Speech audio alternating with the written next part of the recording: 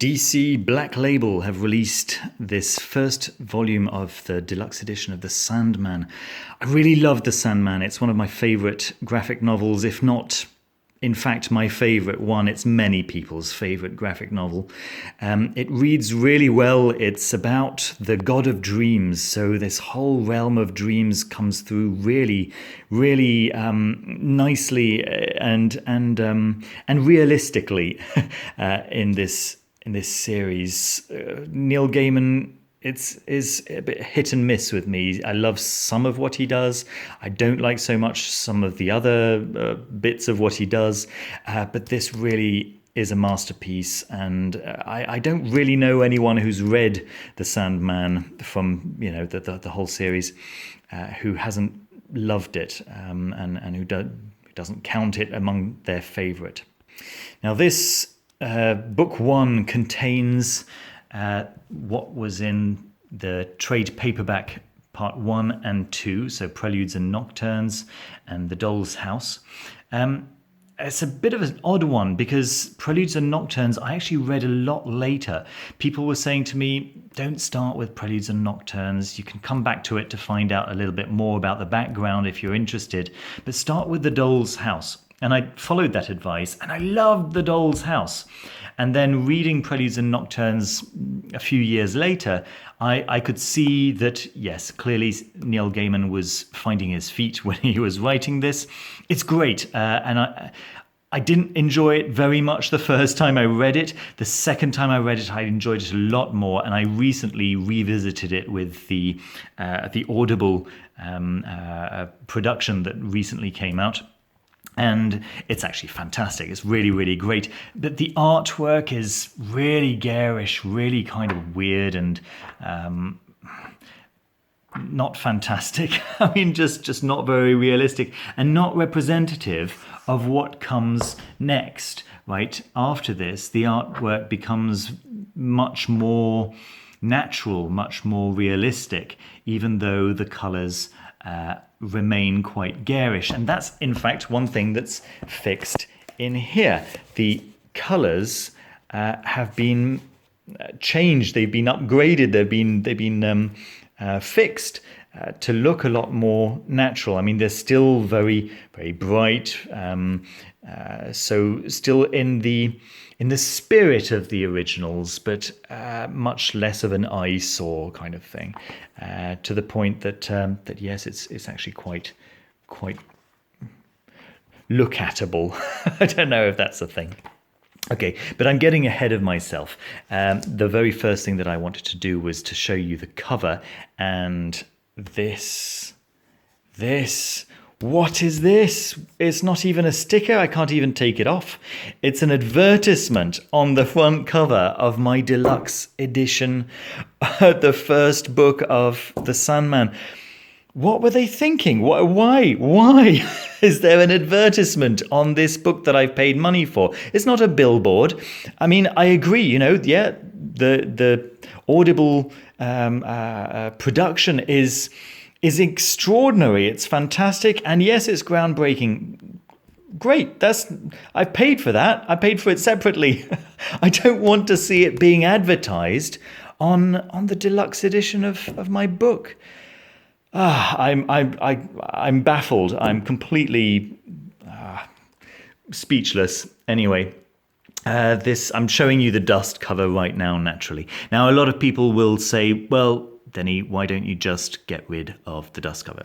And yeah, I know that a lot of people hate dust covers and get rid of dust covers as soon as they arrive.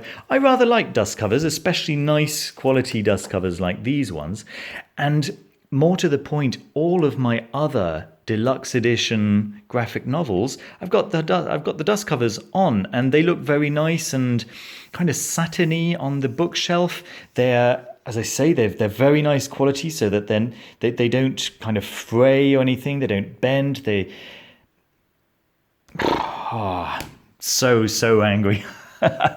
Here is the overture in the same deluxe edition for comparison. So you can see they're the same height. Obviously, the overture is much thinner since it's only one of these trade paperbacks in between the covers, whereas here you're actually getting two trade paperbacks bound together. What can I show you? This is what's underneath the dust cover, and let me show you that art. It's really lovely. And there's no title here, of course. You can really see the artwork on the front cover. I like this kind of white hand of Morpheus at the top here, which presumably, I mean, I just hope that they use that as a trick for upcoming volumes. Right, it'd be nice to have I don't know, other things to look at the top of the spine of the book in the upcoming volumes. It's a very nice spine, and here's the artwork on the back. I love the way Neil Gaiman made John Dee into this ghoul. It's so funny. There we go. Right, let me show you what you get inside.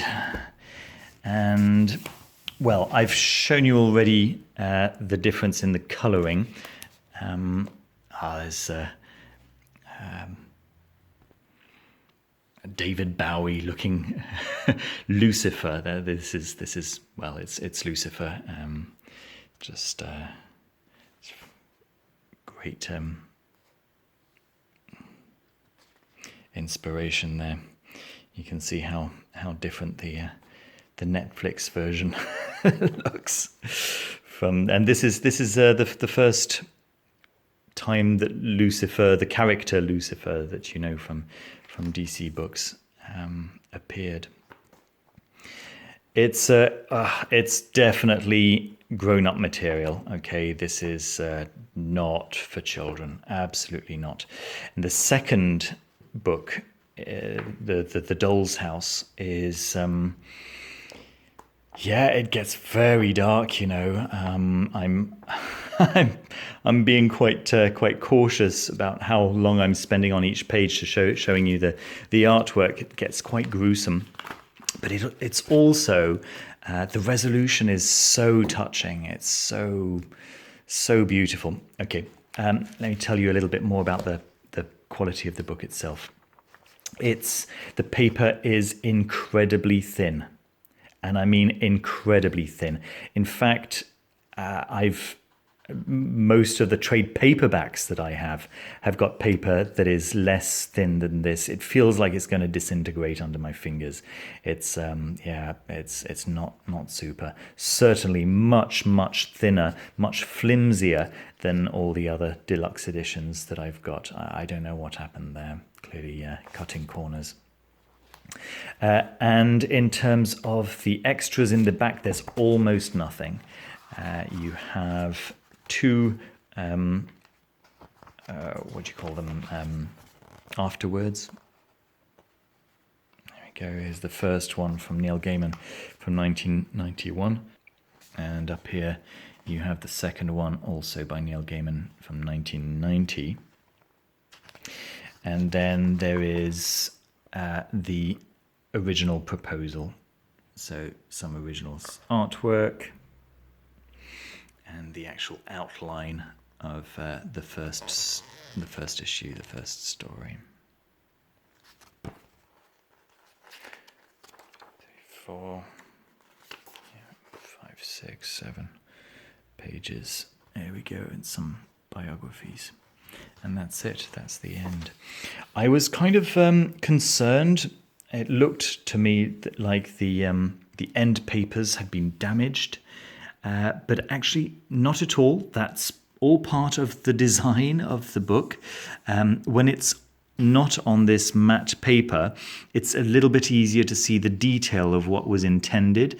On the end papers, it just looks like it's been scratched and damaged.